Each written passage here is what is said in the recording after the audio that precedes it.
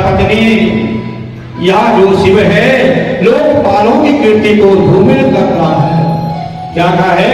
दक्ष प्रजापति ने कहा ये शिव जो है धूमिल कर रहा है समाज को, इसे समाज का कोई ज्ञान नहीं।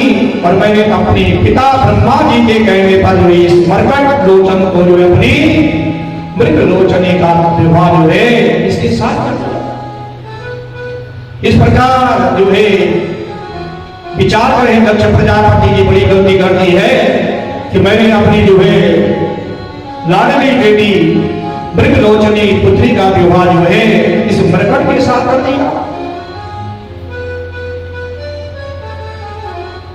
अब सज्जनों, यह मेरे पुत्र के समान है। कौन कह रहे? दक्ष प्रजापति कह रहे हैं ये तो मेरे पुत्र के समान है।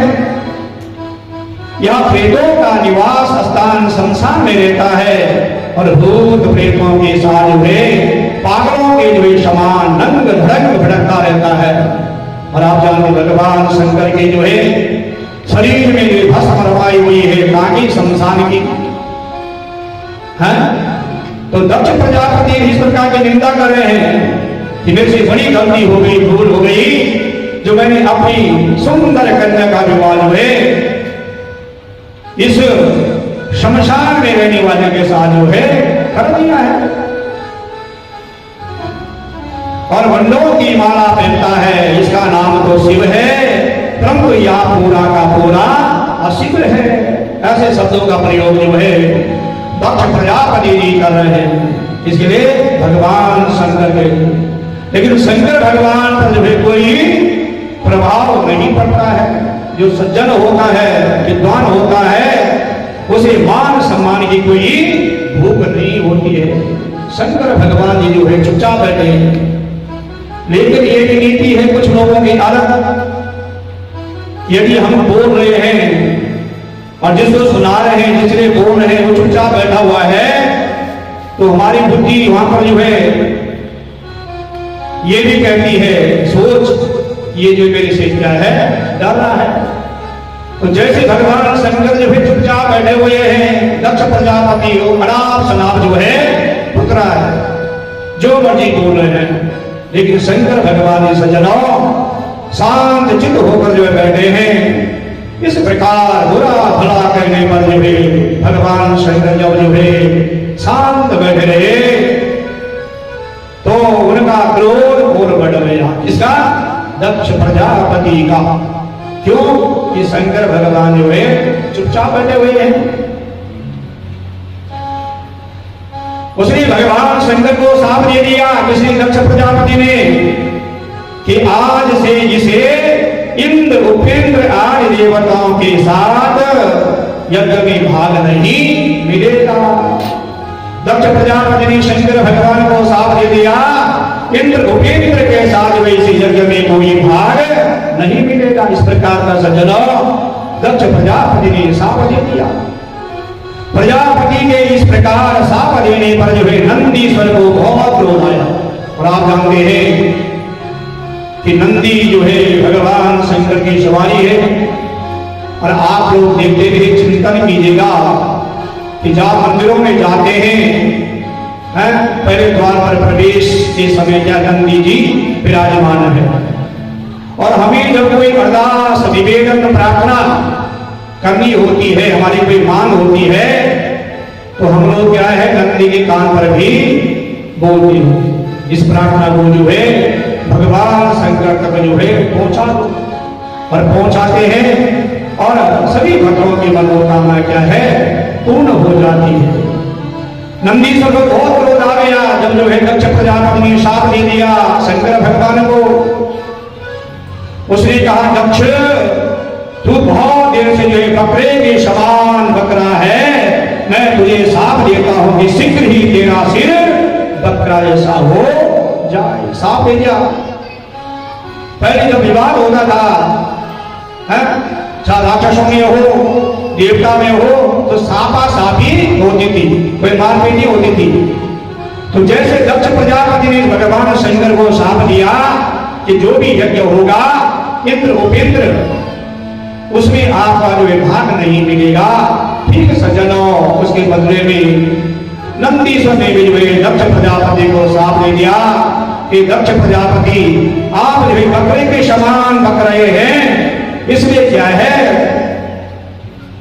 मैं तुझे साफ देता हूं कि शीघ्र ही तेरा सिर बकरे का हो जाएगा और तेरा अनुमोदन करने वाले या तो ब्राह्मण है या अभी अपनी आजीविका के लिए विद्या तपस्या और व्रत को धारण करेंगे। इस प्रकार का जो है नंदीश्वर ने सज्जनों साप दे दिया, सर्वभक्षी हो जाएंगे। नंदीश्वर जब निरपराध ब्राह्मणों को साप दे दिया तो भृगु जी को भी क्रोध आ गया कि ब्राह्मण देवता को इनकी कोई गलती नहीं है, इन्होंने क्यों साप दे दिया।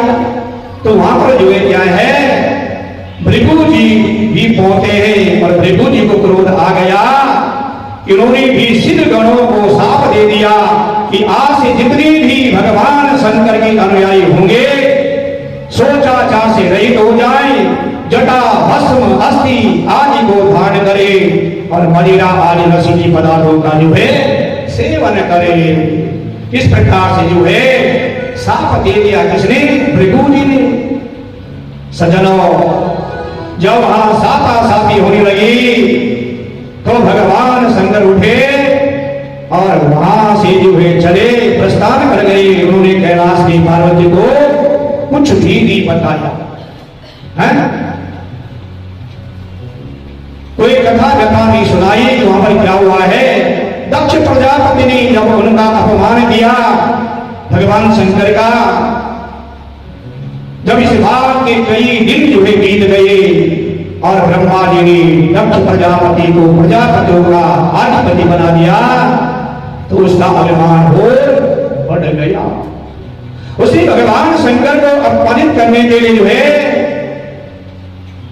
बृहस्पति शब नामक यज्ञ किया और जिसमें भगवान शंकर को छोड़कर सभी देवताओं को बुलाया। जब दक्ष प्रजापति ने जो है बहुत बड़ा यज्ञ किया सज्जनों, समस्त देवी देवता ऋषि मुनियों को बुलाया, लेकिन भगवान शंकर को नहीं बुलाया। किस कारण, द्वेष भाव के कारण।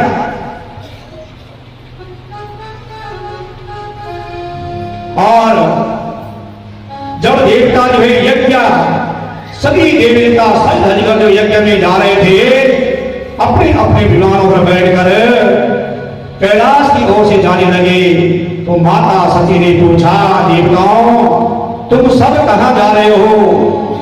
देवताओं ने कहा हम तुम्हारे पिता दक्ष प्रजापति यज्ञ में जा रहे हैं। सती ने जैसे ही यह सुना दौड़ी दौड़ी भगवान शंकर के पास आई और उनसे जो है निवेदन किया है प्रभु आज जो है आपके ससुर दक्ष प्रजापति की यज्ञ, आपके ससुर दक्ष प्रजापति के यहाँ बहुत बड़ा उत्सव यज्ञ हो रहा है, सभी देवता वहां जा रहे हैं, इसलिए हमें भी वहां जाना चाहिए। और यदि आप कहते हैं कि हमें बुलाया नहीं तो अपने पति गुरु और पिता के यहां बिना बुलाए भी चले जाना चाहिए। इसलिए कहा सती ने कहा भगवान शंकर से हे प्रभु यदि आप ये कहते हैं ये सोचते हैं कि मेरे पिता ने जो निमंत्रण नहीं दिया तो क्या है पिता के यहां बिना बुलाए भी जाना चाहिए। शंकर भगवान सुन रहे हैं और मां सती जो है क्या है निवेदन करे भगवान शंकर से प्रार्थना कर रही है। लेकिन शंकर भगवान ने कहा यदि भी जहां जान बूझ कर न बुलाए जाए वहां नहीं जाना चाहिए है? वहां जाने से बल कल्याण ही होता है, अपमान होता है। तो सुंदर चौपाई में जो है गोस्वामी तुलसीदास जी वर्णन कर रहे हैं जदपि मित्र प्रदोपित गुरु के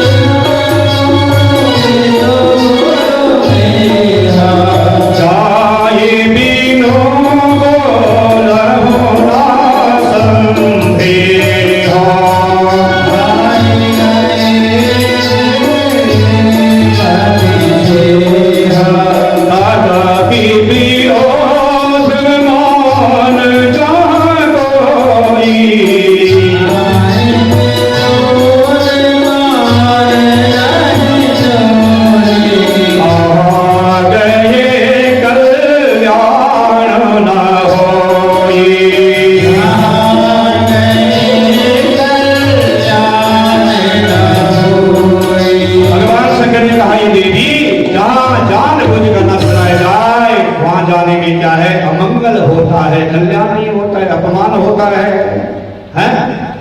और जो सज्जन लोग होते हैं वो कहते हैं कि भाई जहां अपमान हो जाए इसे बड़ा तो मरना ही अच्छा है? ऐसी जगह जाने से भी कल्याण नहीं होता। राज भगवान शंकर ने माता सती को बुलाया और बताया कि तुम्हारे पिता दक्ष प्रजापति ने हमें क्यों नहीं बुलाया। सारी कथा बता हुए शंकर भगवान ने जो है सती को सुनाई। कहा कि सती हमें द्वेष भाव के कारण ही बुलाया, सारी घटना जो यज्ञ में घटी थी वह सब तय सुनाई और अंत में कहा सती यदि तुम मेरी बात न मानकर वहां जाओगी तो तुम्हारे लिए क्या है, अच्छा नहीं है। क्योंकि सम्मानित व्यक्तियों का अपमान उनकी मृत्यु के कारण जो है बन जाता है। जो सज्जन वृंद होते हैं, संत पुरुष होते हैं, महापुरुष होते हैं, विद्वान होते हैं, जहां उनका अपमान हो जाए वो मृत्यु के समान जो है समझते हैं। भगवान शंकर ने कहा ये देवी वहां जो है हमें नहीं जाना चाहिए। वो समझाया तो क्या है, स्त्री हट, क्रिया हट और बाल हट, ये तीन चीज जो है बहुत खराब है। अब स्त्री हट धारण कर दिया है, अन्नपूर्णा मैया भी करेगी, लक्ष्मी भी है, और काली का रूप धारण कर दिया तो क्या है, सारा बहुला इकट्ठा हो जाएगा, है ना? सारा घर का भेद जो है भूल जाएगा।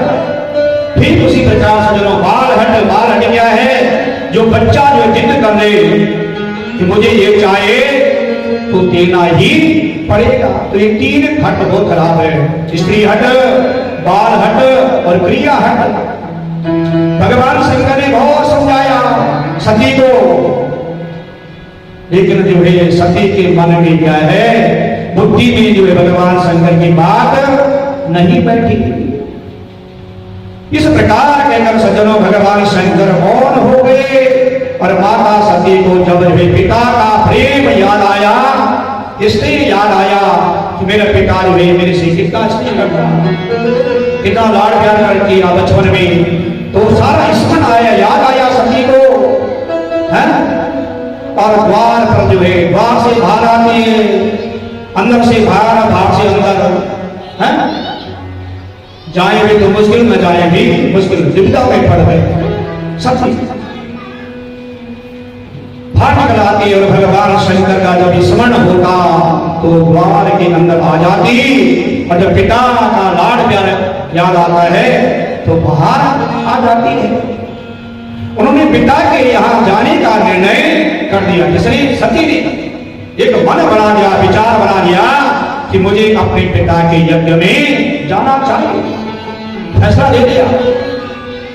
अब सज्जनों जब सती ने निर्णय ले लिया और चल पड़ी तो भगवान शंकर ने सती को जाते हुए देख लिया और पीछे से अपने गणों को भेज दिया। किसके साथ? सती के साथ, है? और जब गणों को भेज दिया और सती का जितना भी सामान था वह सब उनके पीछे पीछे भेज दिया। और माता सती जब पिता दक्ष प्रजापति यहां पहुंचे तो मंडप में गई, सती ने चारों तरफ जो है नजर मारी, देखा भगवान शंकर का जो है कहीं भी स्थान नहीं है, भाग नहीं है। पुत्रो जाए क्वचिदपि तो माता न भवति। शास्त्र क्या कर रहे हैं? और आज हमारी मातृशक्ति माता का पाठ करते हैं, क्या कर रहे हैं कि पुत्र को पुत्र हो सकता है लेकिन माता कभी को माता नहीं होती है।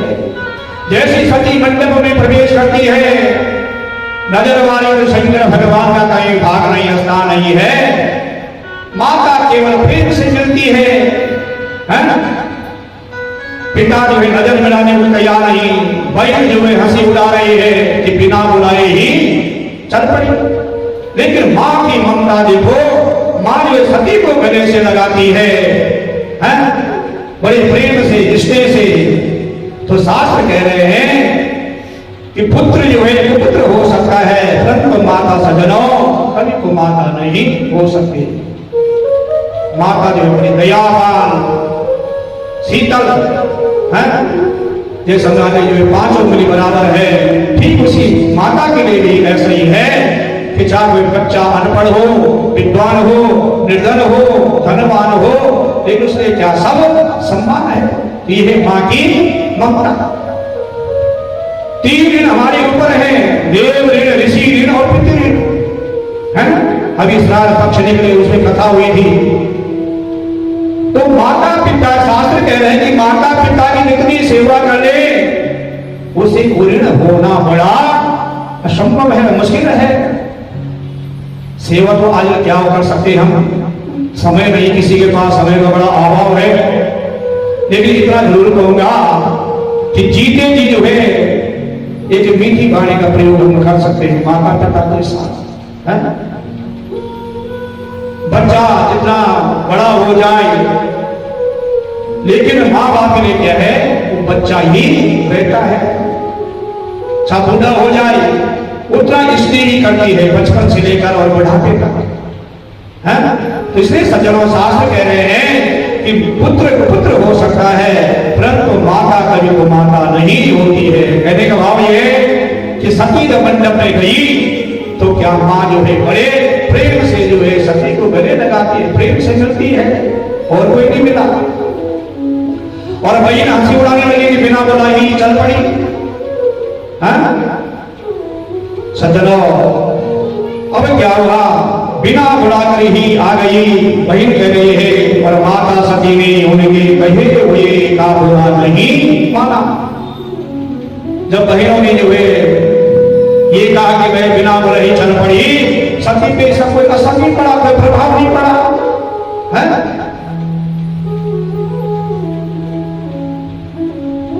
अब यज्ञशाला में गई सती, और यज्ञशाला में चारों ओर जो है जब कहीं भी भगवान शंकर का स्थान नहीं दिखाई दिया, सजना उनका भाग नहीं दिखाई दिया, तो क्रोधित हो गई सती और कहने लगी पिताजी इस संसार में भगवान शंकर से श्रेष्ठ कोई दूसरा देवता नहीं है।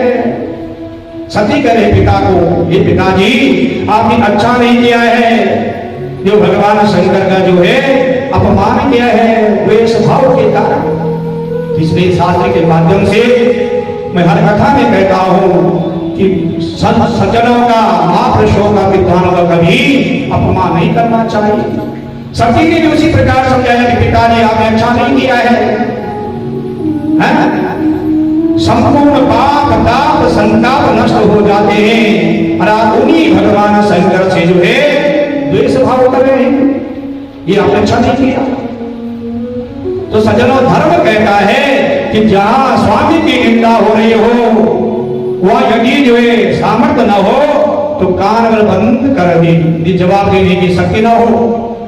पत्नी वही है, सती क्यों कहा गया? पहली बात देखा था सत्य को द्वापर त्रेता में, ये तो कलयुग है, जब पति का देहांत हो जाता था तो पत्नी क्या है, सती हो जाती थी, तो सती नाम क्यों पड़ा? भगवान शंकर के अपमान के कारण जो है सती ने अपने शरीर को क्या है, स्वाहा कर दिया। तो जो पतिव्रता नारी होगी वो कभी भी नहीं चाहती है कि मेरे पति का अपमान हो, चाहे मैं का क्यों न हो, सब सहन कर देगी, लेकिन पति का अपमान कभी भी पतिव्रता नारी सहन नहीं कर पाती है। सती ने जो है बहुत कुछ कहा अपने पिता को कि पिताजी आपने जो है अच्छा नहीं किया, जो भगवान शंकर से जो द्वेष भाव किया, उनको यज्ञ में नहीं बुलाया, उनका कहीं भाग नहीं रखा, स्थान नहीं है, तो सती जो बड़ी क्रोध होती है, जो मन में आया क्रोध के कारण जो है सती ने क्या है अपने पिता को कहा। तो शास्त्र कह रहे सज्जनों क्या करेंगे, धर्म कहता है कि जहां स्वामी की निंदा हो रही हो समाज में या कहीं पर भी, वहां यदि सामर्थ्य न हो जवाब देने का, तो वह कान बंद कर दे, जब सुनाई नहीं देगा तो बात ही खत्म हो गई। और यदि सामर्थ्य हो तो निंदा करने वाले को जीवा काट देनी चाहिए। शास्त्र कह रहा है संत शंभु श्रीपति अपवादा। सुंदर चौपाई में जो भगवान गोस्वामी तुलसीदास जी वर्णन कर रहे हैं, संत शंभु श्रीपति अपवादा, संत शंभु श्रीपति अभिमाना, संत शंभु श्रीपति अपवादा, संत शंभु श्रीपति अपवादा, जहाँ तहाँ असीमर जादा,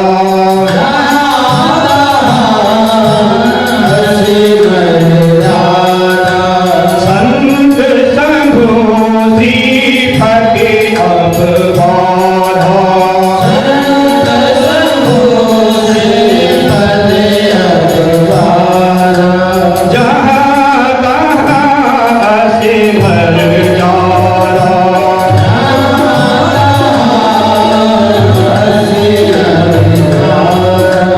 काटिका सुजीव सो बसहि, श्रवण मोदिनता चलहि परहि।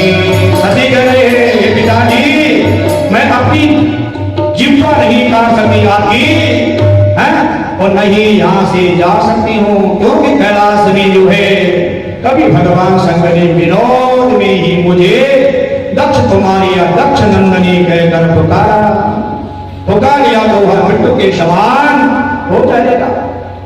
हाँ? मैं आपसे जो है किसी भी प्रकार का जो है संबंध नहीं रखना चाहती हूं।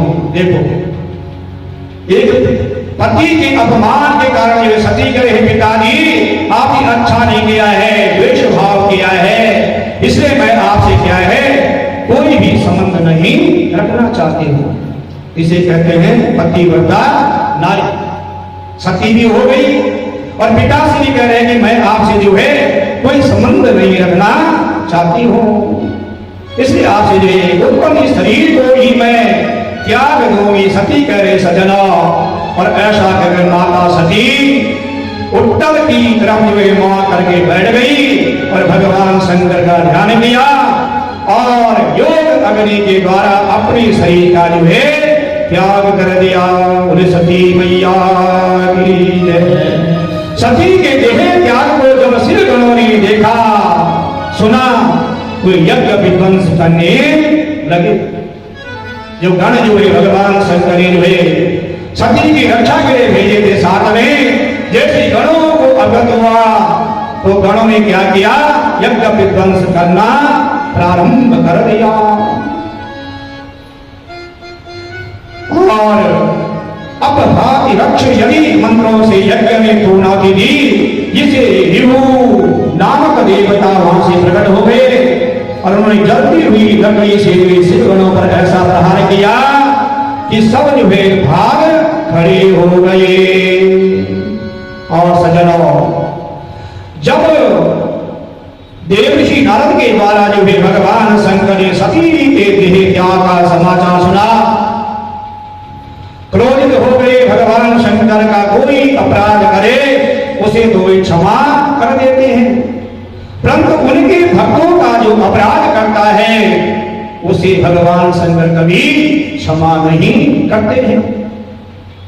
भगवान शंकर ने एक घटा उखाड़ी, उसे पृथ्वी पटका और जिससे जो है एक विशाल काया पुरुष प्रकट हो गया और उसकी हजारों भुजाएं थी, सूर्य के समान चमकता हुआ शरीर, नेत्र, विशाल दाढ़ी, और उसने हाथ जोड़कर भगवान शंकर से प्रार्थना की, किम करो प्रभु, हे प्रभु मुझे क्या आज्ञा है, क्या आदेश है?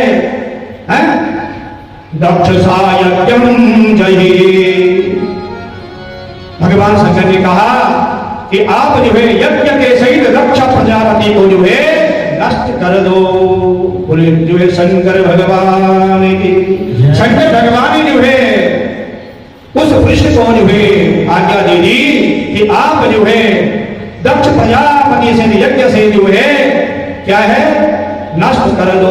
और भगवान शंकर की आज्ञा पाकर वीरभद्र ने उनके चरणों में प्रणाम किया और उनकी परिक्रमा की और कैलाश से जो है कनखल हरिद्वार की ओर प्रस्थान किया। बोली काशी विश्वनाथ भगवान की जय।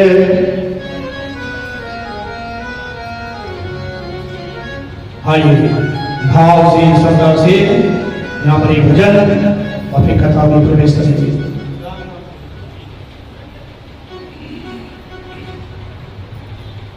बोली काशी विश्वनाथ भगवान की जय।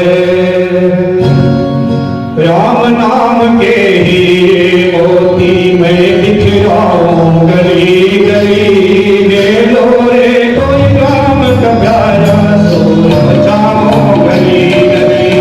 राम नाम के हीरे मोती में बिखराऊं गली गली, ले लो रे कोई राम का प्यारा शोर मचाऊं गली गली। राम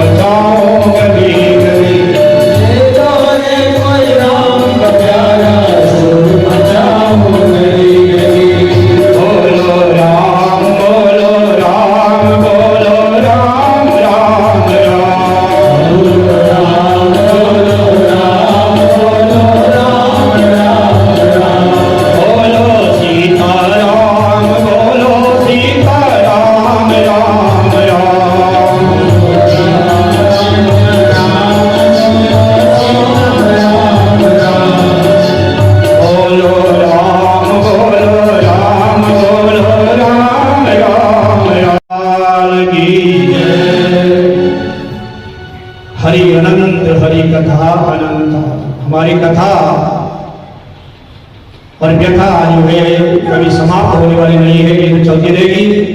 आज हमारे बीच में आचार्य श्रीमान संजय नौटियाल जी, जो की कथा व्यास है, गढ़वाल में भी करते हैं, पंजाब में करते हैं, और आपके निकट यानी पड़ोसी है 56 में एक उनका मकान। तो मैं उनसे आग्रह करूंगा कि व्यासपीठ पे आए और 2 शब्द जो है संबोधन करें। नौटियाल जी, एक बार जोरदार ताली से स्वागत। और दुर्गा माता मंदिर के चेयरमैन साहब से आग्रह करूंगा कि आचार्य जी का जो है श्रोता द्वारा जो है सम्मानित किया जाए।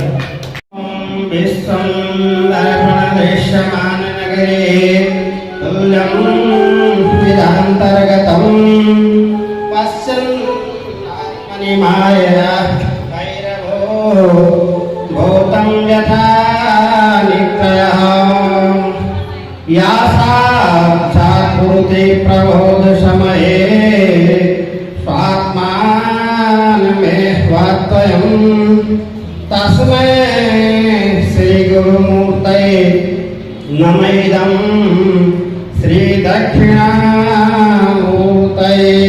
बोलो श्री कृष्ण भगवान की, बोलो वेदव्यास जी भगवान की जय।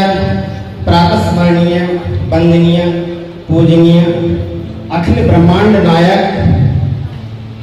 चक्रचूड़ामणि श्री भगवान कृष्णचंद्र की वांगमयी मूर्ति श्रीमद् भागवत महापुराण पूज्यपाठ व्यासपीठासीन आचार्य जी महाराज, याज्ञिक मंडली, परम सम्मान्य विद्वत मंडली, परम सम्मान्य संगीताचार्य जी, मातृशक्तियों, भ्रातृशक्तियों एवं इस आयोजक मंडल को दिव्य और भव्य बनाने वाले समस्त बंधुओं, आज बड़ा हर्ष का विषय है।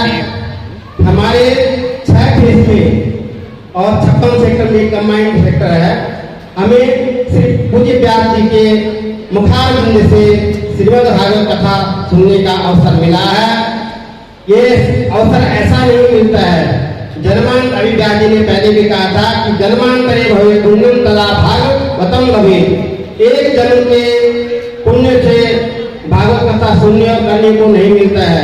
जन्म जन्मांतरों के प्रारब्ध से श्रीमद् भागवत कथा सुनने को और करने को मिलती है। और सज्जनों, आज बड़ा सहयोग, इसको सहयोगी कहते हैं कि एक तो माँ भगवती जगदम्बिका का शारदीय नवरात्र भी चल रहा है, उसको बोलते हैं जगत की अम्बा, वो प्रकृति प्रधान है।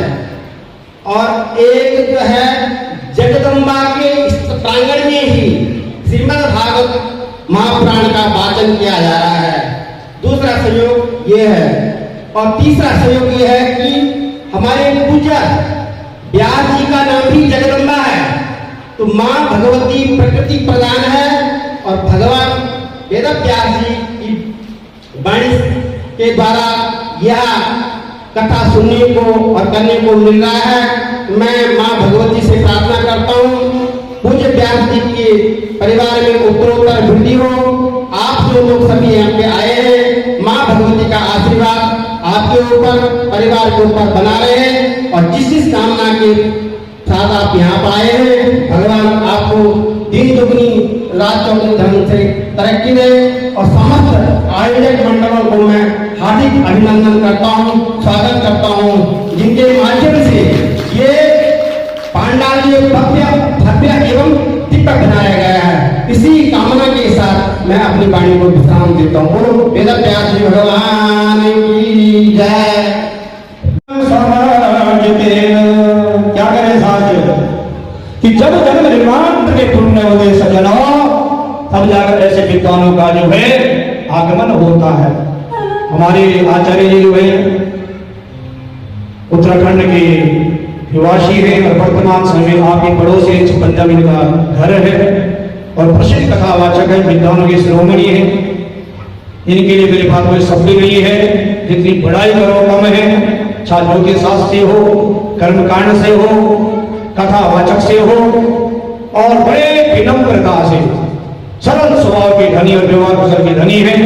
इनका जो है व्यासपीठ से और मंदिर सभा की ओर से, यजमान परिवार की ओर से बहुत बहुत धन्यवाद, पुनः स्वागत और साधुवाद। आइए कथा में प्रवेश करते हुए, तो ये देखो अभी आपने कथा श्रवण की कुछ क्षण पहले कि सती ने जो है अपने पिता के, अपने क्या है पति के अपमान के कारण जो है पिता से नहीं संबंध समाप्त किया और क्या है अपने शरीर को जो है स्वाहा कर दिया। और जब सज्जनों वहां से जो है पुरुष जो है विशाल प्रकट होता है तो जो है उसको आज्ञा देते भगवान शंकर कि आप जो है यज्ञ को और दक्ष प्रजापति से जो है क्या है नष्ट कर दो। यज्ञ नारायण भगवान की। और भगवान शंकर की आज्ञा पाकर वीरभद्र ने उनके चरण में प्रणाम किया, उनकी परिक्रमा की और कैलाश से जो कंठर हरिद्वार की ओर प्रस्थान किया। किसने? वीरभद्र जी ने। सज्जनों, वीरभद्र के चले जाने से पृथ्वी जो कांप्यमान हो गया है, आंधी चलने लगे। ऋतुजों ने जो है उत्तर की ओर जो है उड़ती हुई धूल को देखा तो कहने लगे कि समय दो धूली बेला हो गई है। दो धूली किसे कहते हैं? सायंकाल, जब गुरु का जो है घर को आगमन होता था उसे कहते हैं दो धूली। आज वो तो घड़ी है? कई जो है व्यवस्थाएं है। एक पहले जब बच्चों का जन्म होता था तो क्या है, ये कहते दो धूली का समय था जी, ये समय था, वो समय था। अनुमान से ही क्या है जन्म पत्र इत्यादि समय नोट किया जाता था। आज तो साइंस और ज्योतिष शास्त्र बहुत आगे बढ़ गया है। तो क्या सज्जनों, आंधी चल रही थी तो जो है भूकंप मच गया। फिर जो है आज जो है धूल कहां आ रही है इस प्रकार सोच ही रहे थे। शिव गणों ने जो है यज्ञशाला को घेर लिया और मध्याह्न का समय था यानी दोपहर का, और शिव गणों ने जो है अनेकों देवताओं को अंग भंग जो है कर दिया। सती के होने पर मणिमा ने भृगु को जो है पकड़ लिया, वीरभद्र ने दक्ष प्रजापति को पकड़ लिया और चंदीश ने ऋतुजों को पकड़ लिया। सबसे पहले आचार्य जी को दक्षिणा दी गई और भृगु जी जब दक्ष प्रजापति भगवान शंकर को शाप दे रहे थे उस समय वे अपनी मूंछों में जो है काट दे रहे थे और बारंबार जो है दाढ़ी में हाथ दे रहे थे। सज्जनों, वीरभद्र ने एक झटके में ही उनकी दाढ़ी मूंछ उखाड़ी और भग देवता दक्ष प्रजापति को आंखों के इशारे से जो है उकसा रहे थे, इसलिए उनके नेत्र फोड़ दिए गए। भूखा देवता जो है बारंबार जो है दांत दिखा रहे थे, हंस रहे थे। वीरभद्र ने एक की मुष्टिका में जो है भूखा देवता के जो है 25 दांत उखाड़ दिए और दक्ष प्रजापति पर तलवार से प्रहार किया। परंतु यज्ञ में जो है अभिमंत्रित होने के कारण उनकी गर्दन नहीं कटी। फिर वीरभद्र ने भगवान शंकर का स्मरण किया, ध्यान किया और उसकी गर्दन को जो है बोल कर तोड़ दिया और यज्ञ में जो है स्वाहा कर दिया। काशी विश्वनाथ भगवान की जय। सज्जनों, संपूर्ण यज्ञशाला को जो है आग लगा दी गणों ने। शिव गण कैलाश में लौट आए और सभी देवता ब्रह्मा जी के पास गए, सारा प्रधान कथा व्यथा सुनाई। ब्रह्मा जी से कहा, हे ब्रह्मा जी ने कहा देवताओं जहां भगवान नारायण भगवान शंकर और स्वयं मैं नहीं गया था वहां तुम क्यों गए थे? वही प्रसंग आ रहा था।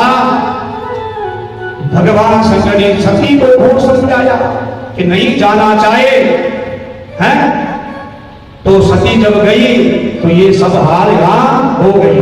ठीक उसी प्रकार सज्जनों, ब्रह्मा जी कह रहे हैं कि जहां मैं नहीं गया हूं, शंकर भगवान नहीं गए, विष्णु जी नहीं गए, तो आप क्यों गए देवताओं? तो देवताओं ने कहा कि ब्रह्मा जी अब कभी नहीं जाएंगे, इस बार रक्षा कीजिए, रक्षा की जो है प्रार्थना की देवता ने। और आप देखिए शास्त्र के माध्यम से कह रहा हो, जब देवताओं में कोई भी परेशानी आती है, विपत्ति आती है, दुख आता है, ये ब्रह्मा जी के पास आते हैं, ये शंकर भगवान के पास आते हैं, ये विष्णु जी के पास जाते हैं। तीनों देवता मुख्य हैं। तो देवताओं ने स्वीकार किया, ब्रह्मा जी अब की बार आप जो है माफ कीजिए, आगे हम ऐसी गलती नहीं करेंगे। सज्जनों, ब्रह्मा जी ने जो है देवताओं को साथ लेकर कैलाश आई, भगवान शंकर को वहां वट वृक्ष के नीचे भस्म चंदन किए हुए जो एक कुशासन पर बैठे हुए देखा। और जब आप लोग पहले पूजा पाठ करते थे, सुंदर आसन बताए गए शास्त्र में कुशासन है, तो भगवान शंकर जो है कुशासन बैठे हुए थे वट वृक्ष के नीचे। ब्रह्मा जी ने प्रार्थना की, प्रभु या यज्ञ अधूरा रह जाएगा, तो यज्ञ जब तक पूर्ण नहीं होता है तब तक क्या अधूरा रहता है। इसीलिए हम गणेश जी की, नवग्रहों की, सभी देवताओं का आह्वान करते हैं और प्रार्थना करते हैं, हे गणेश जी महाराज इस यज्ञ को निर्विघ्नता से संपन्न करना है ना। जब यज्ञ करते हैं, अनुष्ठान करते हैं, पूजा पाठ करते हैं, तो ब्रह्मा जी ने यह निवेदन किया भगवान शंकर से, प्रभु या यज्ञ जो है अधूरा रह जाएगा, इसे जो आप पूर्ण कीजिए। और यज्ञ के यजमान दक्ष प्रजापति को जीवित कर दीजिए, भृगु देवता की आंखें जो लौटा दीजिए, और भृगु जी की उनकी दाढ़ी और मूंछ तथा ऊखा देवता को उनके दान प्रदान कीजिए। ब्रह्मा जी ने भगवान शंकर से आवेदन किया, निवेदन किया, प्रार्थना की, हे प्रभु संपूर्ण देवता जो छिन्न भिन्न हो गए हैं वह सब पहले के समान हो जाए, और यज्ञ के अविष्ट पदार्थ पर आपका भाग होगा। और ब्रह्मा जी की इस प्रकार प्रार्थना करने पर सज्जनों, भगवान शंकर ने अपने गणों को आज्ञा दी और दक्ष प्रजापति के सिर के स्थान पर बकरे का सिर लगा दिया। बोले शंकर भगवान की जय, काशी विश्वनाथ भगवान की जय। अब सज्जनों, सिद्ध गणों ने भगवान का आदेश पाते ही दक्ष प्रजापति के सिर के स्थान पर बकरे का सिर लगा दिया है। और बकरी क्या करते हैं? म्यां म्यां करती है। दक्ष प्रजापति ऐसे ही बकरा था, साप में मिला तो भगवान शंकर ने कहा, भग देवता मित्र देवता की आंखों से देखे, भूखा देवता अब जो है वृद्ध हो गए हैं, इसलिए अब या पिसा हुआ खाए, और भृगु जी को इस बकरे की ही दाढ़ी मूंछ लगा दी जाए। भगवान शंकर ने जैसा जैसा कहा, सिद्ध गणों ने वहां सब कर दिया, स्वीकार किया आदेश को। सज्जनों, दक्ष प्रजापति बकरे के समान मैं करता हुआ स्तुति करने लगा भगवान शंकर की। अहम ब्रह्माज सर्वस्य जगत कारणम प्रभु। दक्ष प्रजापति, मैं ब्रह्मा और शंकर जगत के परम कारण है। हे प्रभु, हम तीनों में जो समान भाव रखता है वह शांति को प्राप्त कर लेता है। शंकर भगवान कह रहे हैं, ब्रह्मा विष्णु और शिव जी में जो है जो सम्मान भाव रखता है उसे सुख समृद्धि प्राप्त होती है। हमें कोई भेद नहीं है, तीनों एक हैं। अहम ब्रह्मा च सर्वस्य जगत कारणम परम। शंकर भगवान कह रहे हैं, हे देवताओं, हम तीनों में जो सम्मान भाव रखता है वह शांति को प्राप्त कर लेता है? तो दो स्वामी तुलसीदास जी सुंदर चौपाई में वर्णन कर रहे हैं, हरि हरि निंदा सुनहि जे काया,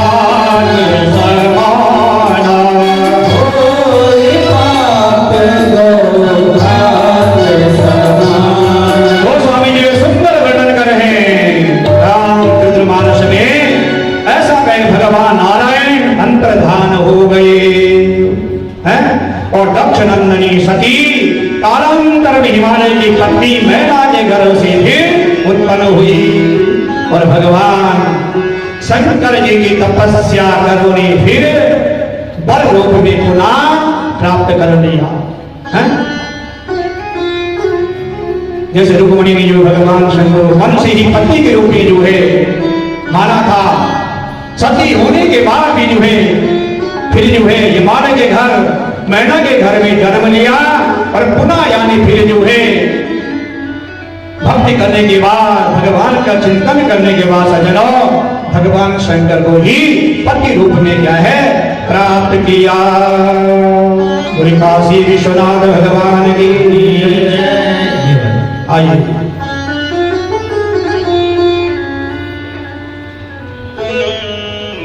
बोले काशी विश्वनाथ भगवान की से सब काम हो रहा है, आपकी कृपा से सब काम हो रहा है, आपकी कृपा से सब काम हो रहा है, आपकी कृपा से सब काम हो रहा है।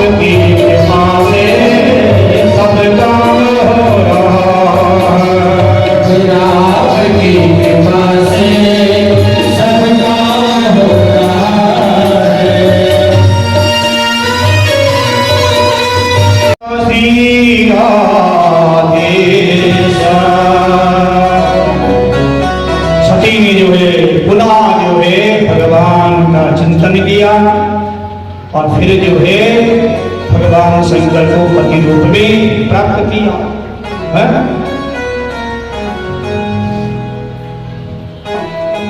श्री मैत्री मुनि कहते हैं विदुर जी स्वयंभू मन और शत रूपा के प्रियवर्त और उतान पाद नामक दो पुत्र हुए।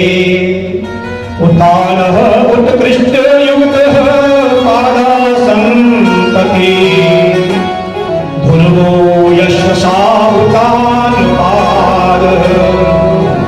सज्जनों ध्रुव जैसा भगवान का भक्त जिसका पुत्र है उसे उतान पाद कहते हैं। और हर घर में ध्रुव जैसा हो, क्या समझे? उतान उत्कृष्ट युक्त पाद संतति ध्रुवो यशसा उतान पाद। ध्रुव जैसा भगवान का भक्त जिसका पुत्र है उसे उतान पाद कहते शास्त्रों में। उतानो पादो गर्भे यस्या सा उतान पाद। माता के गर्भ में जिसके ऊपर की ओर पैर होते हैं ऐसे जीव आत्मा को उतान पाद कहते हैं। महाराज उतान पाद की दो रानियां थी, दो पत्नी सुनीति और सुरुचि। ये प्रथा सारी वहीं से बनकर आई है, हमने आप लोगों ने बनाई है। पहले क्या होता था कि जब जो है संतानें होती थी कि दूसरा विवाह भी किया जाता था कि ताकि हमारा वंश जो है लुप्त न हो। हर व्यक्ति चाहता है हमारा वंश जो है चलता रहे। अब देखिए राजा दशरथ देवी जी जो है कितने विवाह की, तो सज्जनों महाराज उत्तानपाद की दो पत्नियां थी, सुनीति और सुरुचि। वेद शास्त्रों के अनुसार जिसका व्यवहार है, जिसका आचरण है और कर्म है, उसे क्या कहते हैं? सुनीति। नाम भी सुंदर है, जैसा नाम हो ऐसे गुण भी होने चाहिए, है ना? तो सुनीति थी जो वो शास्त्रों के अनुसार जिसका व्यवहार है, जिसका आचरण है, जिसका कर्म है सज्जनों, उसे कहते हैं सुनीति। मन के अनुरूप जिसका कर्म है, जो चाहे जो मर्जी करे, जो इच्छा में आए, जो मन में आए, जिसकी रुचि है, मन जैसा करे वैसा काम करे, उसे कहते हैं सुरुचि। मनमानी करना। तो महाराज उत्तानपाद जितना प्रेम अपनी छोटी रानी सुरुचि से करते थे, उतना प्रेम क्या है सुनीति से नहीं करते थे। दो रानियां थी। अब सज्जनों सुनीति का पुत्र जो है ध्रुव हुआ, है? और हर घर में ध्रुव जैसा पुत्र हो जाए फिर कभी किस बात की, है? जा कृपा राम की हो, भला पिता जो है द्वेष भाव करता था पत्तों में, लेकिन सुनीति के गर्भ से ऐसा दीपक जो है उत्पन्न हुआ, ऐसा पुत्र उत्पन्न हुआ ध्रुव जैसा, है?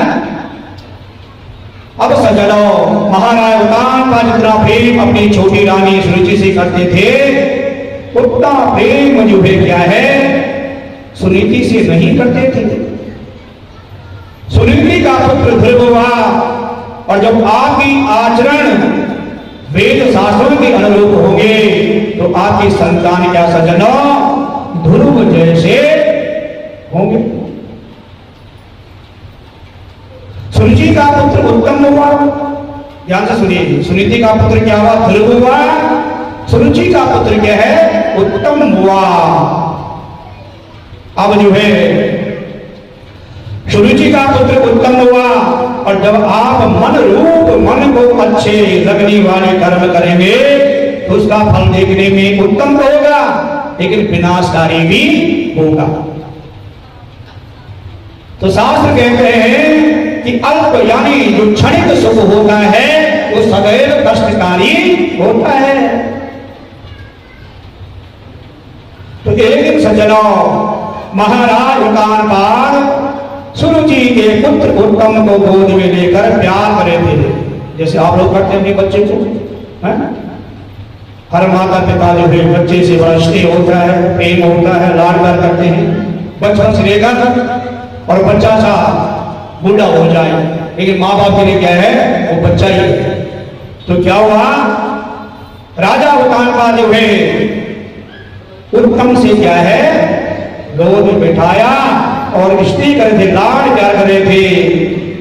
अब सज्जनों क्या हुआ? खेलते हुए ध्रुव ने जब यहां देखा, उसने भी जो है पिता के गोद में बैठना चाहा।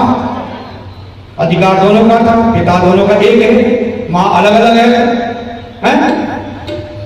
तो जब जो है ध्रुव ने जो है पिता की गोद में बैठना चाहा सज्जनों, परंतु सुरुचि ने उसे जो है क्या है रोक दिया गोद में बैठने से, पिता की गोद से, और कहा ध्रुव यद्यपि तुम भी राजा के बेटे हो, लेकिन इस सिंहासन राजपाट पर बैठने के अधिकारी नहीं हो। किसने कहा है? उत्तम की मां ने, सुरुचि ने रोक दिया सौतेले पुत्र को। यदि तुम इस सिंहासन पर बैठना चाहते हो, राजपाट जो है प्राप्त करना चाहते हो, तुम भगवान शंकर की आराधना करो और मेरे गर्भ से जन्म लो। ध्रुव ने जब यह सुना सज्जनों माता सुरुचि के वचन रूपी बाण दिल को जो है छलनी कर दिया। रोते हुए अपनी माता के पास गया कौन? ध्रुव। अरे बच्चा जब जो है शिकायत अपने माँ बाप से करता है, किसी ने डांट लिया फटकार दिया, तो ध्रुव को जब जब डांट फटकार मिली सौतेली माता से, तो अपनी माँ के पास जाते सुनीति के पास माता सुनीति ने ध्रुव को रोती हुई देखा, गोद में बिठाया, उससे पूछा बेटा क्यों रो रहे हो, तुम्हारे दुख का क्या कारण है? तो सज्जनों उस समय जो साथी थे बालक उसके दोस्त सुरुचि ने जो व्यवहार किया था ध्रुव के साथ, उसके जो है दोस्तों ने क्या है बता दिया। सुनीति ने जब यह सुना दुख तो बहुत हुआ, परंतु उन्होंने अपने आप को संभालते हुए कहा बेटा मां मंगलम तात परेशु मस्तम मुक्ते जनो यत पर दुख। माने समझाए बेटा कभी भी किसी की अमंगल की जो है कामना नहीं करनी चाहिए। देखो तो सबसे बड़ी पाठशाला जो है घर में क्या है? माता पिता है? अगर कलेश करनी चाहती सुनीति तो झगड़ा हो जाता, बहुत बड़ा विवाद हो जाता। लेकिन मां ने पुत्र को समझाया, अपने बेटे को समझाया बेटा कभी भी किसी की क्या है अमंगल की जो है कामना नहीं करनी चाहिए, मंगल की कामना करनी चाहिए। और जब हम किसी के मंगल की कामना करेंगे तो सदैव हमारा मंगल ही मंगल होगा। अब कुछ लोग क्या करते हैं, किसी का विवाद हो जाएगा, उसका ऐसा होगा बुरा होगा नहीं, तो सुनीति जो है समझा रहे थे पुत्र को, ध्रुव को बेटा उन्होंने जो व्यवहार किया ठीक है, लेकिन हमें जो है मंगल की कामना नहीं करनी चाहिए, सदैव जो है क्या है मंगल की कामना करनी चाहिए। तो जो मंगल की कामना करते सज्जनों उसका कभी बाल बांका नहीं होता है और कभी अमंगल नहीं होगा, कभी बुरा नहीं होगा। सोच विचार ऊंचे होने चाहिए ना। तो इस प्रकार सुनीति ने जो है समझाया अपने पुत्र ध्रुव को कि बेटा जो दूसरों को दुख देता है उसे स्वयं ही उसका फल भोगना पड़ता है। सौतेली माता होने पर भी सुरुचि ने जो कहा वह एकदम सत्य है बेटा, यदि तुझे राज्य सिंहासन की अभिलाषा है तो तू भगवान की आराधना कर। आजकल सबसे बड़ी विडंबना है दूसरों को खुश देखना, अच्छा पहनना, अच्छा खाना, सबसे बड़ी क्या है बीमारी ये है। तो माता ने क्या शिक्षा दी अपने बेटे ध्रुव को, बेटा यदि आपको राजपाट सिंहासन की अभिलाषा है, प्राप्त करना चाहते हो तो आप भगवान का जो है चिंतन कीजिएगा, वही सबको देने वाले हैं। हम कौन हुए, वे कौन हुए? भगवान की आराधना करते हुए माता सुनीति सज्जनों जब इस प्रकार उपदेश दिया अपने पुत्र को, ध्रुव उनके चरणों में प्रणाम किया और वन की ओर जो है निकल पड़े। अब पहले जो बड़े महापुरुष होते थे संत महात्मा, वो जंगलों में ही क्या है भगवान का गुणगान करते थे। आजकल तो बड़ी कृपा है, मां लक्ष्मी देवी भी होनी भी चाहिए, अच्छे अच्छे महलों में बैठे हुए, अच्छी बात है। एक पहले के जो संत महापुरुष होते थे वो जंगलों में भगवान का चिंतन गुणगान करते थे। ठीक उसी प्रकार से जो है ध्रुव जो है मां के चरण में प्रणाम करता है, आशीर्वाद लेता अपने मां का, और वन की ओर जो है प्रस्थान कर गए। और जैसे ही मार्ग में जो है देवर्षि नारद जी मिलते किसको?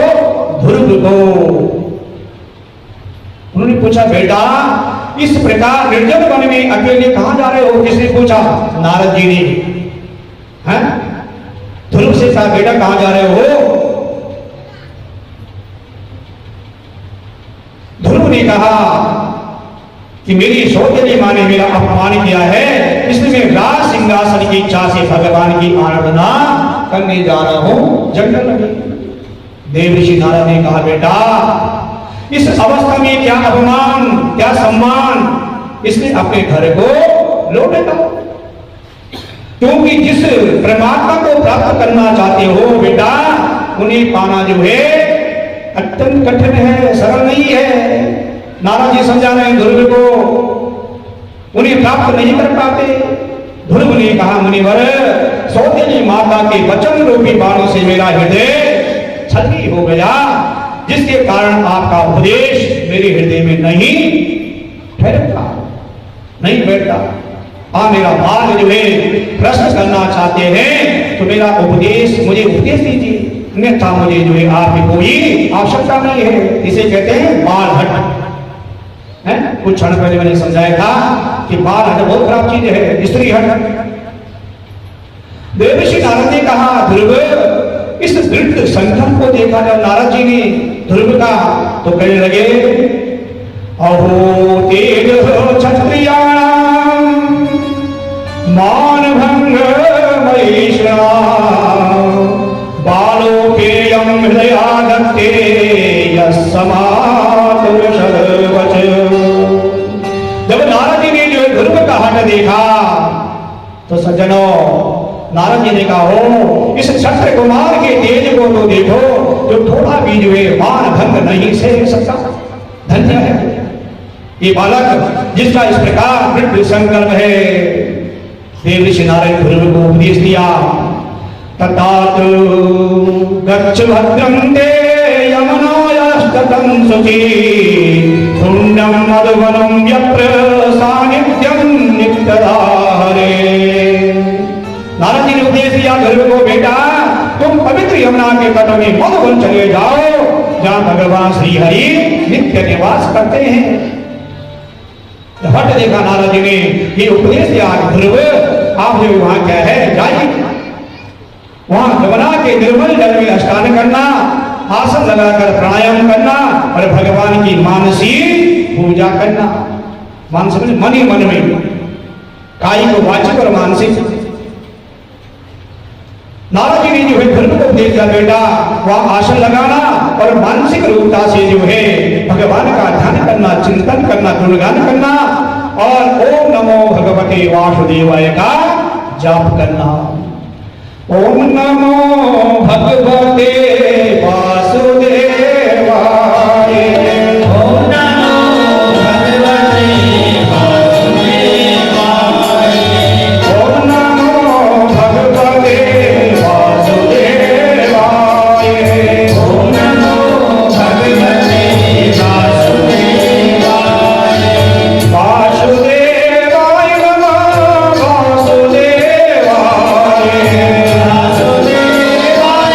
ओम नमो भगवते वासुदेवाय,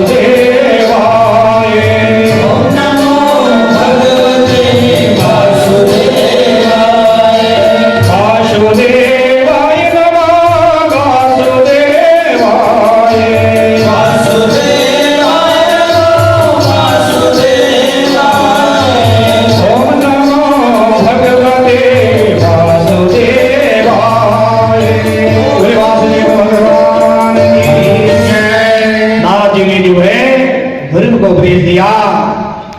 हे बेटा ध्रुव, ओम नमो भगवते वासुदेवाय इस द्वाद अक्षर यानी 12 अक्षर का मंत्र है। इस मंत्र का जाप करना और इस उपदेश को प्राप्त कर सजनों, ध्रुव ने देवर्षि नारद के चरण में प्रणाम किया, आशीर्वाद लिया, उनकी परिक्रमा की और मधुवन की यात्रा प्रारंभ की, प्रस्थान किया। देवर्षि नारद जी जैसा उपदेश दिया था उसी के अनुरूप, उसी के अनुसार सजनों प्राणायाम कर भगवान का ध्यान करते हुए 12 अक्षर मंत्र का जाप करने लगे कौन? ध्रुव जी। और पहले महीने में 3 दिनों तक जो है अंतराल में एक बार जो है कैक और बेर खा लेते, दूसरे महीने में जो है इस प्रकार हवा जल का सेवन किया, जैसा आजकल आप व्रत ले रहे हैं, तो क्या निराहारो यथाहारो, व्रत में क्या है, ज्यादा भी में भोजन लेना चाहिए, अल्प। तो ध्रुव ने जो है इस प्रकार का जल का हवा का पान किया, तीसरे महीने खाना छोड़ दिया और अब 9 दिनों में जो है अंतराल में जल पी लेते, और चौथे महीने में जल भी छोड़ दिया। ऐसा प्राणायाम सिद्ध हो गया कि 12 दिनों के अंतराल में एक बार श्वास लेते, 5वें महीने में श्वास लेना छोड़ दिया, एक पैर पे खड़े रहे। ऐसी कठिन तपस्या जो है ध्रुव ने कर दी। तो देखो, हर कार्य की यदि हमें भी कोई चीज प्राप्त करनी है तो उसका संकल्प होना चाहिए दृढ़, है ना? उसका संकल्प क्या है? दृढ़ संकल्प होना चाहिए, तभी वो चीज हमें क्या प्राप्त हो सकती है। और संकल्प नहीं होगा तो वह वस्तु जो है हमें प्राप्त नहीं हो सकती कभी भी। इस प्रकार सज्जनों, ध्रुव जो है एक पैर में खड़े हो गए और भगवान का चिंतन करने लगे। 6ठे महीने में सारे जगत को अपने से अभिन्न देकर भगवान की धारणा की, श्वास को अवरुद्ध कर दिया। उनके श्वास को रोकने से सारे जगत का श्वास रुक गया। तो भक्ति में इतनी शक्ति है। क्या कहते हैं शास्त्र? इतनी जो है शक्ति जो है पापों में नहीं, जितने नाम भगवान के नाम में है। तो जब जो है श्वास रुका, उन्होंने रोक दिया, अवरुद्ध कर दिया, तो श्वास जो है रुकने से जो है सारे जगत का श्वास रुक गया। सज्जनों, सारे जीव तड़पने लगे, परेशान हो गए, दुखी हो गए। देवता दौड़े दौड़े भगवान नारायण जी के पास गए, प्रभु रक्षा करो, रक्षा करो, हम मरे जा रहे हैं, न जाने किस कारण से हमारा श्वास रुक गया है। भगवान नारायण ने कहा, देवताओं भयभीत मत हो, या मेरे भक्त ध्रुव की तपस्या का प्रभाव है। अभी उसकी तपस्या को पूर्ण कर आता हूं। इस प्रकार कहकर भगवान श्री हरि गरुड़ पर सवार होकर मधुवन अपने परम भक्त ध्रुव का दर्शन करने के लिए प्रस्थान कर गए। तो देखो, भगवान भी भक्तों के अधीन है। देखो कितना प्यार इसलिए है। और भगवान ने जो 24 साल इसलिए अपने भक्तों की रक्षा के लिए भगवान ने जो है देवताओं को आश्वासन दिया और अपने भक्त ध्रुव का दर्शन करने के लिए आए। सामने भगवान खड़े हैं, लेकिन ध्रुव आंख बंद करके ध्यान में मग्न है। ध्यान ऐसा होना चाहिए। इन इंद्रियों को, कर्म इंद्रियों को, ज्ञान इंद्रियों को वश में करना बड़ा कठिन है, असंभव है। ध्रुव के सामने खड़े हैं भगवान, लेकिन ध्रुव क्या है? आंख बंद करके जो है गोविंद का जो है चिंतन कर रहे, स्मरण कर रहे हैं, ध्यान कर रहे। सज्जनों, भगवान नारायण ने ध्रुव के अंदर से वह भगवान की छवि को हटा दिया, जिसे देखकर ध्रुव ध्यान में मग्न थे। और जैसे ध्रुव के अंदर से वह परमात्मा की छवि जो है हटी, तो ध्रुव क्या है? छटपटा गया। ये सजीव बिना जल की मछली क्या है? छटपटा की है। तो जैसे ही भगवान ने अपना प्रभाव दिखाया, अंतर आत्मा से भगवान को हटाया, नारायण को हटाया, गोविंद को हटाया, तो ध्रुव जो है छटपटाने लगे। सज्जनों, अब जो है जैसे ध्रुव के अंदर से वह परमात्मा की छवि ओझल हुई, ध्रुव छटपटा कर छट उठे और जैसे नेत्र खोले अपने सामने भगवान नारायण को देखा। बोले लक्ष्मी नारायण भगवान की जय। और भगवान नारायण को देखा। ध्रुव ने जो भगवान नारायण को देव के चरण में दंडवत प्रणाम किया, हाथ जोड़ खड़े हो गए। कौन? ध्रुव भगवान के सामने कुछ कहना चाहते थे, परंतु कह नहीं पाए। भगवान ध्रुव की भावना को समझ गए, जागी रही भावना जैसे। परमात्मा अंतर्यामी है, घट-घट के वासी है और सभी की अंतरात्मा में क्या है? वास करते विराजमान है। गरीब हो, अमीर हो, धनवान हो, निर्धन हो, ध्रुव की भावना को जो है पहचान नहीं पा रहे हैं। क्या चाहता है? तो न जाने भगवान किस रूप में आ जाए। इसलिए कभी किसी का यदि कोई घर पे आ जाए तो अनादर नहीं करना चाहिए।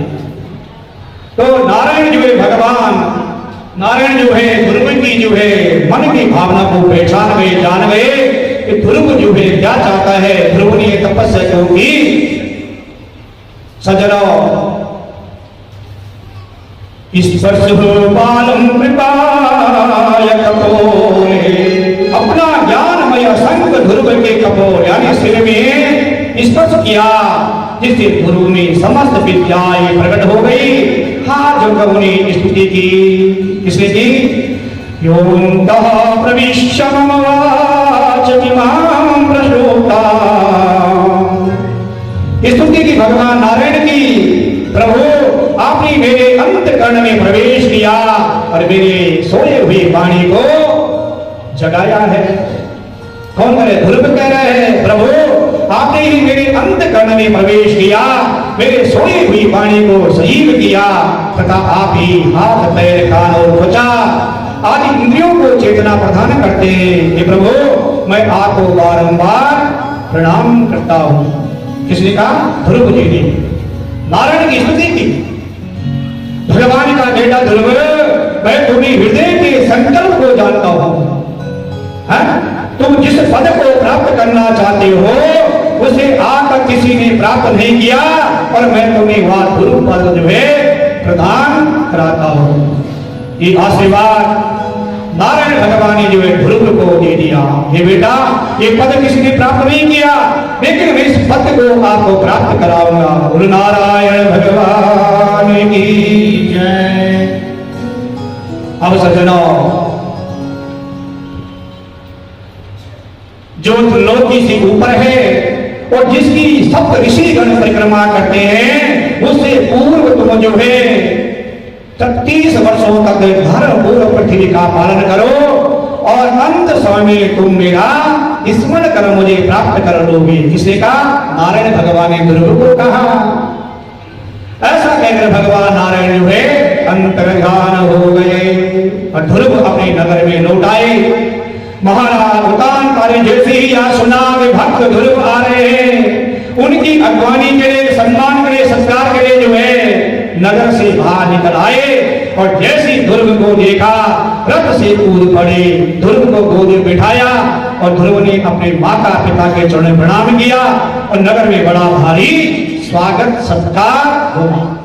किसका? ध्रुव का। जो पिता द्वेष भाव कर रहा था, है? तो कहते हैं कहावत में है, जहां माँ बाप जो है पाँव नहीं रखना चाहते हैं जिस घर में, लेकिन औलाद ऐसे, संतान ऐसी है जो माता पिता को झुका देते हैं। और कोई माता पिता को नहीं झुका सकता है, लेकिन संतान ऐसी है, चाहे अच्छा कार्य करे, बुरे कार्य करे, लेकिन वहां पर माँ बापों को जो है झुकना पड़ता है, स्वीकार करना पड़ता है। आजकल देख रहे हैं आप, जहां में बच्चों की पसंद आ रहे हैं वहां पे शादी विवाह हो रहा है, लेकिन माँ बाप क्या है? हाँ भर देते हैं। तो ध्रुव से जो पिता द्वेष भाव करता था वो भी चुप गया, अगवानी के लिए गया, सम्मान संस्कार के लिए गया। और सज्जनों, ध्रुव ने जो है अपनी माता पिता के चरणों में प्रणाम किया। नगर में बड़ा भारी स्वागत सत्कार हुआ ध्रुव का। महाराज उतान का ध्रुव का राज्याभिषेक किया और वन को प्रस्थान किया।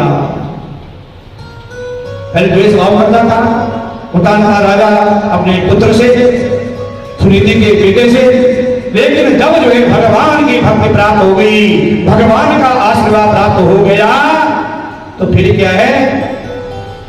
सारा राज्यपाल जो है सौंप दिया और महाराज उतान का स्वयं वन को जो है प्रस्थान कर गए। बोले भक्त वत्सल भगवान की जय। होई सोही जो राम रचिया,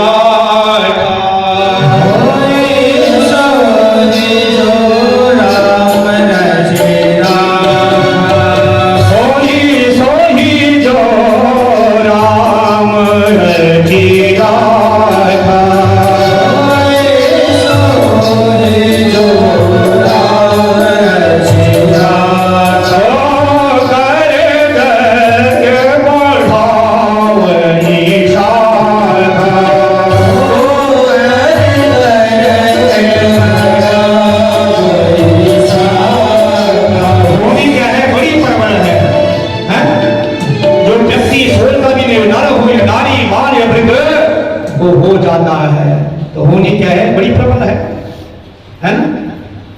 तो दृढ़ संकल्प होना चाहिए किसी भी कार्य के लिए।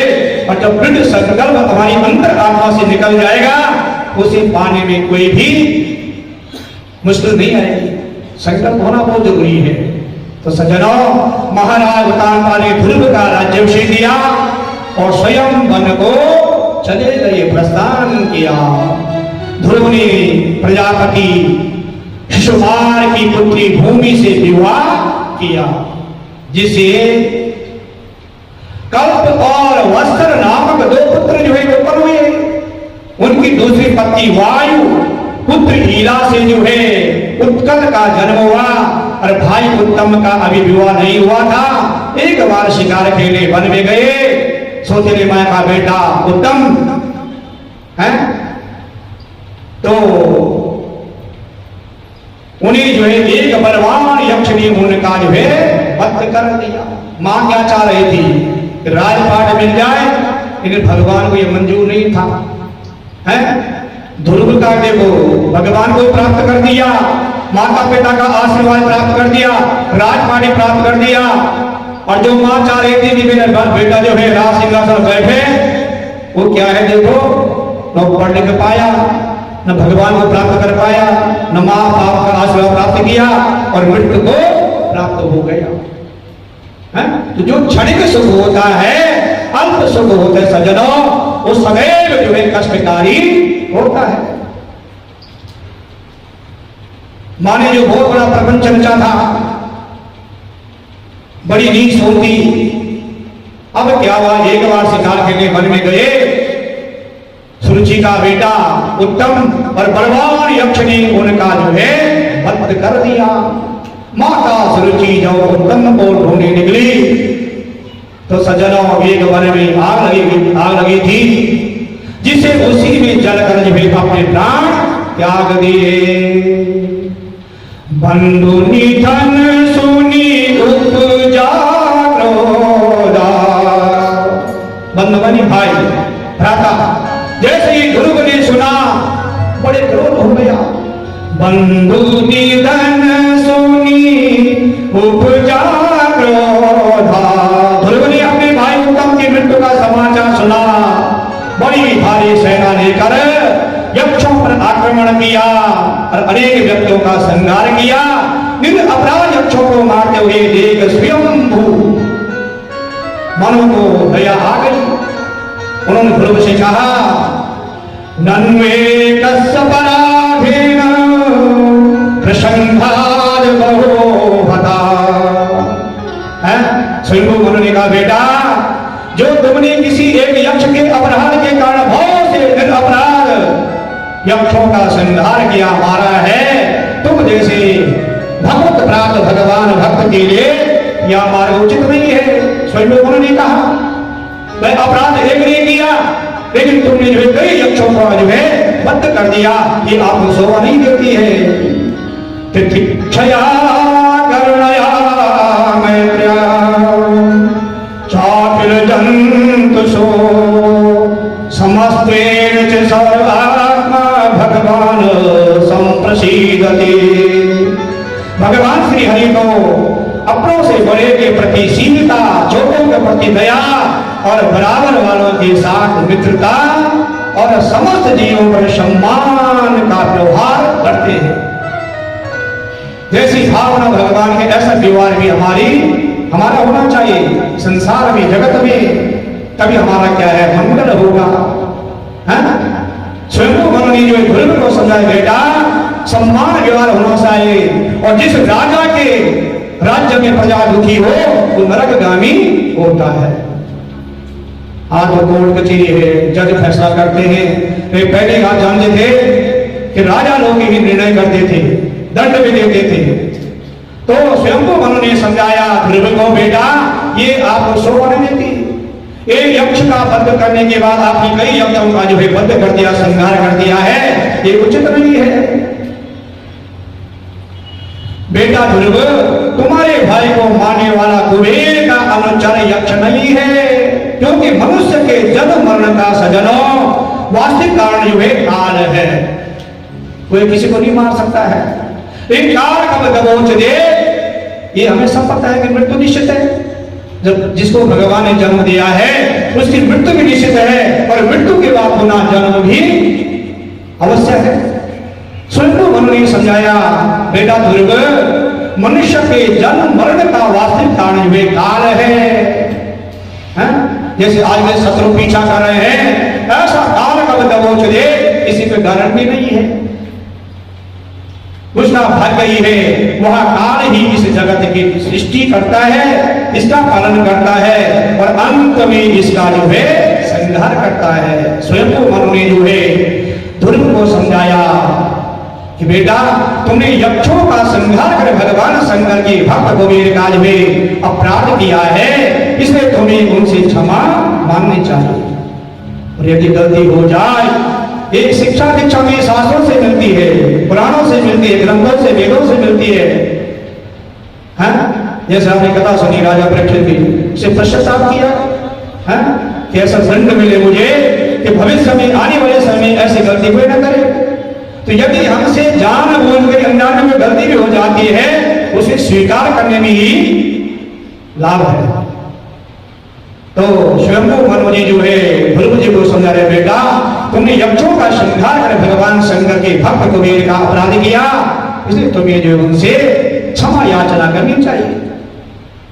स्वयं को मनु ने जब इस प्रकार भक्त ध्रुव को समझाया, सज्जनों, ध्रुव ने स्वयं मनु के चरणों में प्रणाम किया और कुबेर से क्षमा मांगी। इसलिए जो बड़े होते हैं घर में हुए भाव, वो अच्छी सलाह, अच्छा ही सुझाव देते हैं कि बेटा इस मार्ग पे चलना चाहिए।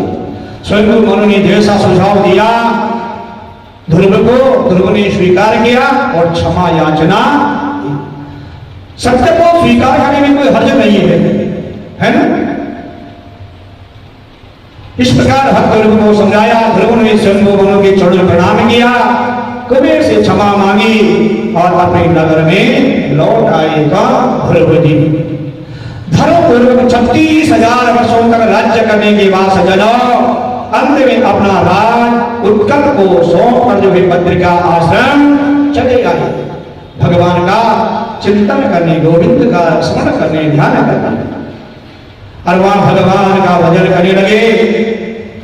ध्रुव एक दिन उन्होंने आकाश से उतरते एक दिव्य विमान को देखा, जिसके प्रकाश से 10 दिशाएं प्रकाशित हो रही थी सज्जनों, और उसमें से भगवान के 2 पार्षद निकले। ध्रुव जी ने उन्हें प्रणाम किया, विमान की परिक्रमा की, आश्रम में निवास करने वाले सभी साधु संतों को प्रणाम किया और विमान में चढ़ने लगे। कौन? ध्रुव जी।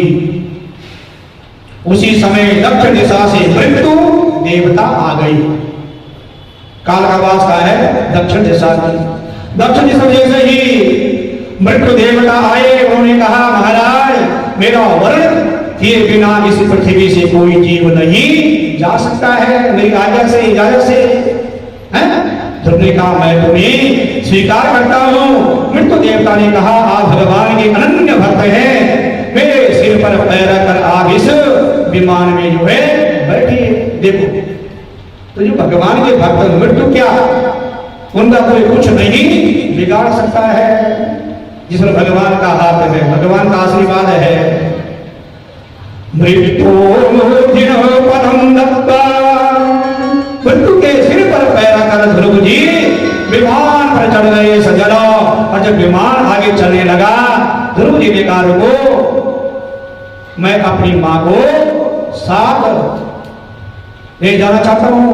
भगवान के पास उन्होंने कहा, कुलम पवित्रम जननी। देखो, स्त्री लोग, हमारी जो मातृशक्ति है, माता हो, बहन हो, 2 कुल की हाथ रखती है, 2 कुल को पवित्र करती है। कुलम पवित्रम जननी तीर्थार्थ वसुंधरा पुण्यवती चेते। ध्रुव जी जिनका चित्त भगवान में लगा हुआ है, उनका कुल पवित्र हो जाता है। परिवार में 4 सदस्य हैं, 6 हैं, 2 हैं, एक भी भगवान का भक्त हो जाए तो वह कुल क्या है, धन्य हो जाता है और पवित्र हो जाता है, और उसकी मां धन्य हो जाती है। वह कोख जो है मां की धन्य हो जाती है, जिस कोख से जो है ऐसा पुत्र जो है उत्पन्न हो जाए। सज्जनों, उनका कुल पवित्र हो जाता है और उनकी मां जो है धन्य हो जाती है, जहां ऐसा ध्रुव जैसा पुत्र हो जाए। शास्त्र कह रहे पुत्र एक ही हो, लेकिन सुपात्र हो जो 21 पीढ़ियों का जो है धारण कर दे, एक वर्तमान की, 10 पीछे की और 10 आगे की।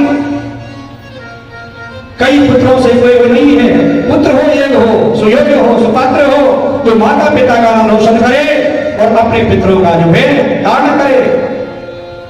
और वो पुत्र होता है जो अपने माँ बाप का नाम जो है समाप्त करता है और अपने पितरों को नरक में धकेलता है। ऐसे पुत्र से कोई प्रयोजन नहीं है। बिना संतान ही ठीक है। आपने आत्मदेव ब्राह्मण की कथा सुनी थी, पहले बेचारा क्या था, यज्ञ किया, दान किया, पुण्य किया, संतान हो जाए, संतान ऐसी हुई कि घर छोड़ने को मजबूर हो गया। शास्त्र कह रहे हैं ऐसे संतान से बिना संतान ही ठीक है।